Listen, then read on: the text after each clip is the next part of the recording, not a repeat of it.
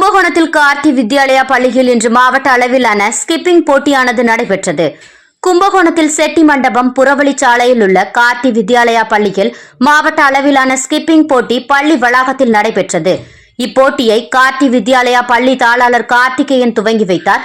இப்போட்டியில் சுற்றியுள்ள பல்வேறு பகுதிகளில் உள்ள பள்ளியிலிருந்து 100க்கும் மேற்பட்ட மாணவ மாணவியர்கள் கலந்து கொண்டனர். பள்ளி தாளாளர் கார்த்திகேயன் தெரிவித்த போது, ஸ்கிப்பிங்கில் பல நன்மைகள் உள்ளன. ஒவ்வொரு நாளும் குறைந்தது அரை மணி நேரம் ஸ்கிப்பிங் அல்லது 1000 முறை சுற்றுகள் செய்தால் பல உடல் மற்றும் மனநல நன்மைகள் இருப்பதாக மருத்துவ நிபுணர்கள் கூறுகிறார்கள். தினமும் அரை மணி நேரமாவது ஸ்கிப்பிங் செய்வதால் 300 கலோரிகள் எரிக்கப்படுகின்றன. உடல் எடையை குறைக்க விரும்புவோருக்கு ஸ்கிப்பிங் நல்ல பலனை தரும். 10 நிமிடம் ஸ்கிப்பிங் செய்வது 2 கிலோமீட்டர் ஓடுவதற்கு சமம் என்கின்றனர் உடற்பயிற்சி நிபுணர்கள். இவ்வாறான சிறப்பு வாய்ந்த போட்டியானது மிகவும் சிறப்பான முறையில் நடைபெற்றது. இப்போட்டியில் கலந்து கொண்ட அனைவருக்கும் சான்றிதழ்கள் வழங்கப்பட்டன. இப்போட்டியானது 5 பிரிவுகளாக நடைபெற்றது. பிரிவின் அடிப்படையில் முதல் 3 இடம் பிடித்த மாணவ மாணவியர்களுக்கு பதக்கங்கள் வழங்கப்பட்டன.